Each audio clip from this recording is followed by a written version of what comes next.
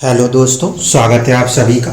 जो हमारी एक सीरीज मैरिज वाली चल रही थी उसके वीडियोस भी चलते रहेंगे और साथ ही साथ जो मैं स्टेट ऑफ प्लैनेट्स को लेके बात कर रहा हूँ वो भी हम साथ ही साथ चलाते रहेंगे। यानी एक दिन में 2 वीडियोस को बनाने का प्रयास करूँगा ताकि दोनों चीज़ों को कवर कर लूँ। देखिए, सबसे पहले इम्पॉर्टेंट क्या है कि अब हम देखना चाहते हैं स्टेट किसी प्लैनेट की, लेकिन बेस क्या है? बेस है हमारे पास वो राशि जिसमें कि हम देखना चाहते हैं, है ना। तो हमें सबसे पहले राशि की थोड़ी सी बारीकियां समझ में आनी चाहिए, क्योंकि किताबों में तो चीजें ऊपर से लिखी है। उन्होंने कहा जागृत अवस्था अवेक है प्लेनेट अगर वो या तो उच्च राशि में मौजूद है या फिर वो अपनी ही राशि में मौजूद है। इसके बाद वो स्वप्न अवस्था में है, ड्रीम में है अगर वो दोस्त की राशि में है, या तो फिर वो न्यूट्रल साइन में है। और वो सोता हुआ है अगर वो दुश्मन की राशि में है या फिर वो नीच राशि में है। तो लेकिन इतने से शब्दों को पढ़ के अप्लाई करना आसान नहीं होगा। आप ये सोचोगे कि प्लैनेट की उच्च राशियों को रट लें या फिर अपनी राशियों का नाम रट लें और इस कंसेप्ट को लगा दें, या फिर आप ये सोचोगे कि उसके न्यूट्रल और फ्रेंड्स की राशि को समझ के हम उसको अप्लाई कर दें, या उसके दुश्मन और जहां पे वो नीच होता है उसको समझ के वहां अप्लाई कर दें। लेकिन इस बात को समझिए, ट्रांसलेशंस के अंदर भी ये बात बहुत क्लियरली मेंशन्ड नहीं की गई है कि ये बातों को कहां से उठाना है, परमानेंट फ्रेंडशिप से उठाना है या फिर टेम्पररी फ्रेंडशिप से उठाना है। यानी कि एक्चुअल में ग्रहों की एक होती है नैसर्गिक मित्रता या दुश्मनी और एक होती है तात्कालिक मित्रता या दुश्मनी। इसीलिए किसी भी कुंडली के अंदर हमेशा ये कह देना कि कोई पर्टिकुलर प्लैनेट किसी दूसरे प्लैनेट का एनिमी ही है, ये सबसे बड़ी गलती होती है। ठीक है, इसीलिए सबसे पहले इसको अप्लाई करने के पहले थोड़ा सा चलते हम राशियों को समझेंगे। राशियों को समझने के बाद हम इसको फटाफट वहां पे अप्लाई कर पाएंगे।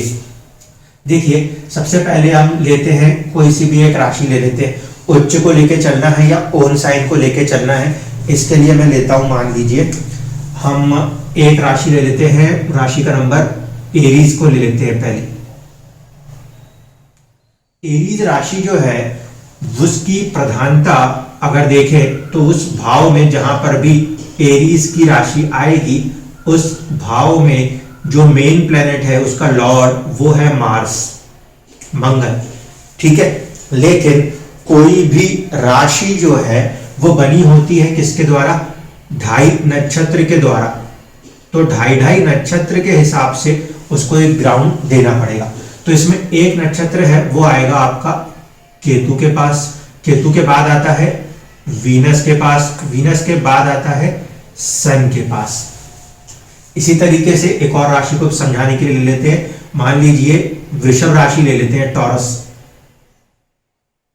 अगर इस राशि को देखा जाए तो यहां पर क्या होगा, इसका पूरा डोमेन जो है वो किसके पास है? वो है वीनस के पास। लेकिन इसके जब 2.5 अपन डिवाइड करेंगे नक्षत्र बेस के लिए तो शुरुआत यहां पे आएगा सूर्य, फिर इसके बाद सूर्य के बाद आता है आपका चंद्रमा और इसके बाद फिर आता है मंगल।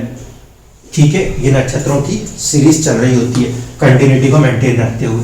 तो अब आप यहां पे देखो, अगर मैं ये कहता हूं कि उच्च का ग्रह मानना है, ठीक है, वो मैंने माना किसको? सूर्य। यहाँ पे एरीज में 1 नंबर राशि में सूर्य जो है वो उच्च के होते हैं, ये राशि 1 नंबर की होती है। यहाँ पे सूर्य उच्च के होते हैं। उच्च के होने के लिए उनके पास जो डिग्री होनी चाहिए वो होनी चाहिए 10 डिग्री। ठीक है, इसका मतलब है कि सूर्य अगर केतु के नक्षत्र में है और मंगल की राशि में है उस समय वो क्या है? बहुत ही ज्यादा जागृत हैं, बहुत ही ज्यादा एक्टिव हैं। क्यों? क्योंकि राशि किसकी है? दोस्त की। ठीक है, और फिर नक्षत्र जो है वो भी उनका फ्रेंडली नक्षत्र माना जाएगा। फ्रेंडली क्यों? क्योंकि सूर्य की अपनी राशि में केतु का एक नक्षत्र मघा नक्षत्र आता है। इसीलिए हम ये कह सकते हैं कि अगर सूर्य उच्च के बैठे हैं तो वो अपने दोस्त के घर में और उस नक्षत्र में है जहां पे कि वो अपने आप को अच्छा महसूस कर सकते हैं। इसीलिए वो ग्रह पूरी तरीके से जागृत है, वो इस अवस्था में है कि अब अच्छे दोस्त के घर आया है और साथ ही साथ उसको उस घर के अंदर के लोगों से भी उसकी पहचान है, तो वो वहां पे खुश है, बहुत अच्छे से घुल मिल जाएगा, कामों को करके दे देगा। तो ये क्या है, जागृत है। आप अपने दोस्त के घर गए और उनके पेरेंट्स को भी आप जानते हो, तो बहुत आसानी से इंटरेक्शन हो सकता है, इसको कहेंगे हम कि यहाँ पे ग्रह जागृत है। दूसरा चीज हमें लेना है ओन साइन। ओन साइन के लिए हम लेंगे कि मंगल खुद यहाँ बैठ जाए। मंगल खुद यहाँ बैठ गया तो भी क्या हुआ, मंगल अपनी ही राशि में है और वो जो घर के 3 लोग हैं उनको वो जानता है, क्योंकि उस ही की राशि में उन तीनों का नक्षत्र आता है। यानी कि आप जब अपने घर में हो तो आप अपने पेरेंट्स को भी जानते हो, अपने सिबलिंग्स को भी जानते हो, सबको जानते हो, तो वहां पर भी आप क्या हो, जागृत अवस्था में मौजूद हो। इसीलिए हर वो ग्रह जो कि या तो स्वराशि होता है या फिर उच्च राशि तो होता है, वो क्या होता है, जागृत हुआ करता है। ठीक है, तो ये पहला लॉजिक कंप्लीट होगा फॉर अवेक के लिए। अब आता है सेकंड स्टेज जो होती है ड्रीम अवस्था। ड्रीम अवस्था के अंदर क्या है, प्लैनेट उच्च नहीं होगा, प्लैनेट नीच भी नहीं होगा, न्यूट्रल और फ्रेंड होगा। न्यूट्रल और फ्रेंड के लिए हम यहाँ पे कंसिडर करेंगे जैसे कि जुपिटर, सेम साइन के लिए जुपिटर को लेके चल सकते हैं, जिसके अंदर आप देखेंगे जुपिटर नेचुरली फ्रेंड है मार्स का, और जुपिटर जो है नेचुरल एनिमीज काउंट होता है वीनस का। जुपिटर जो है वो नेचुरल फ्रेंड है मार्स का और एनिमी काउंट होता है वीनस का। ऐसी कंडीशन में यदि जुपिटर इस नक्षत्र के अंदर मौजूद हो जाए जो कि वीनस को अलॉटेड है, तो वो उसके लिए एनिमी नक्षत्र के तौर पे काम कर रहा होगा। अगर जुपिटर की डिग्री 13 डिग्री 20 से ज़्यादा हो जाए, ऐसी कंडीशन में वो आ जाएगा आपके इस नक्षत्र के अंदर। अब यहाँ पे परिस्थितियां बदल जाएंगी। जुपिटर मार्स के साथ फ्रेंडली है, ठीक है, लेकिन वो वीनस के साथ फ्रेंडली नहीं है, इसीलिए वो ऐसी स्थिति में है जहाँ पे अंदर का पर्सन अननोन है। जब अंदर का पर्सन अननोन है तो उसके साथ वो उतनी आसानी से फ्रीडम के साथ काम नहीं कर पाएगा। इसे हम मानते हैं कि वो ड्रीम स्टेज है, यानी कि वो करना चाह भी रहा है तो सामने वाले से उसकी बॉन्डिंग बहुत अच्छी नहीं होने के कारण वो फुल वे में अपने रिजल्ट्स को नहीं दे सकता, नो मैटर कि वो अपने फ्रेंड के साइन में मौजूद है। यहाँ पे ये भी देखना पड़ेगा कि क्या वो तात्कालिक तौर पे उसके साथ दोस्त है या दुश्मन, क्योंकि कई बार ऐसा भी देखने को मिला कि अगर जुपिटर उस पर्टिकुलर कुंडली में मार्स से फ्रेंडली होके बैठा है और फिर वीनस से भी फ्रेंडली होके बैठा है, तो फिर जुपिटर मार्स की राशि में और वीनस के नक्षत्र में भी अपने आप को अवेक रख सकता है। कई बार ऐसा भी होगा कि वीनस के साथ जुपिटर ठीक है, अंदर से वो अवेक है, लेकिन मार्स के साथ वो एनिमी हो गया उस पर्टिकुलर चार्ट के अंदर। ऐसी परिस्थिति में भी वो ड्रीम स्टेट में ही चला जाएगा। तो ये लॉजिक जब लगाना होता है ड्रीम के लिए, तो इसमें ये देखना पड़ता है कि तात्कालिक तौर पे फ्रेंडशिप है, एनिमिटी है, और ये वाला लॉजिक आप समझ पा रहे होगे।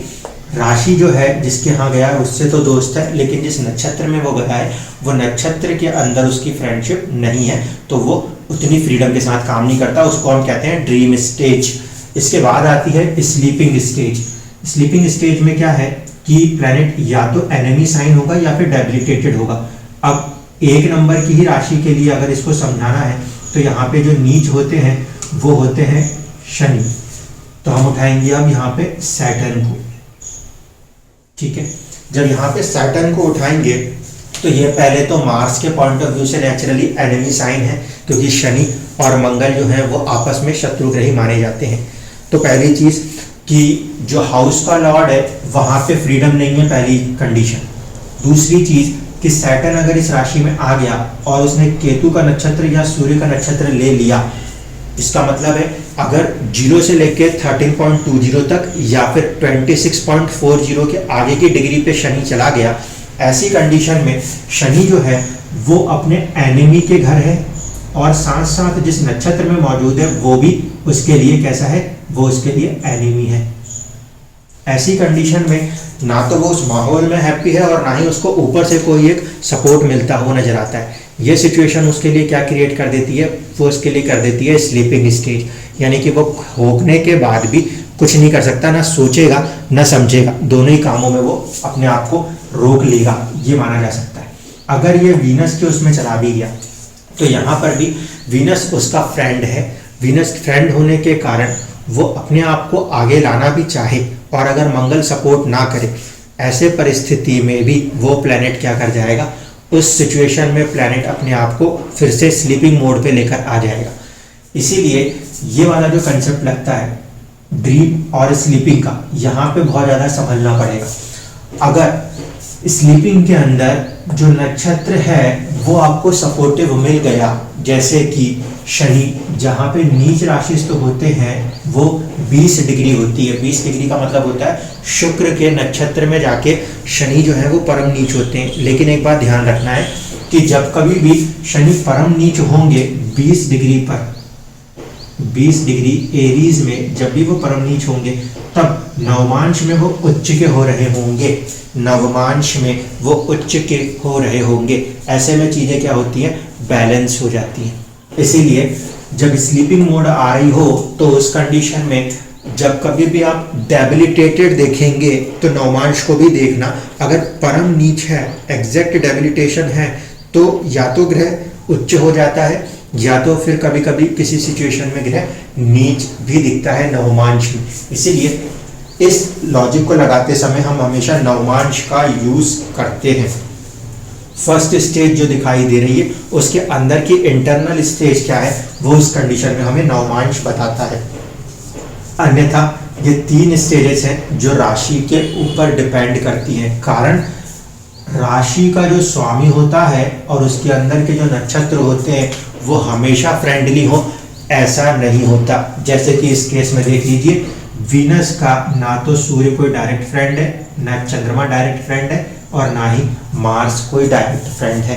इसी तरीके से अगर हम कर्क राशि को ले लें, कैंसर साइन को ले लें, तो कैंसर साइन में भी आप जो 3 प्लैनेट्स को देखोगे वो भी मिक्स्ड नेचर के देखने को मिलेंगे।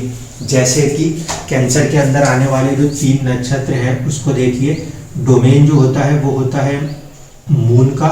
नक्षत्र जो आते हैं वो आपको मिल रहे होते हैं, शुरुआत हो रही होती है जुपिटर से, फिर आ रहा होता है सैटर्न और फिर आ रहा होता है मर्क्यूरी। ये तीनों में से इसको तो ये फ्रेंड मानता है, इसको एनिमी मानता है, इसको एनिमी मानता है। ऐसे भी कंडीशनों में जब भी ग्रह किसी राशि के अंदर बैठता है तो फिर उसके नक्षत्रों को ध्यान में रखते हुए इस कंसेप्ट को एक्चुअल में लगाना पड़ता है, ना कि किताब में जस्ट ऊपर हमने देख लिया कि उच्च लिखा है, नीच लिखा है या एनिमी लिखा है और फ्रेंड लिखा है, उसको देख के लगा दिए। उस नक्षत्र की पोजीशन के अंदर अगर वो खुश है तो फिर वो ग्रह कहीं ना कहीं रिजल्ट्स कर पाने में सक्षम होता है। धन्यवाद।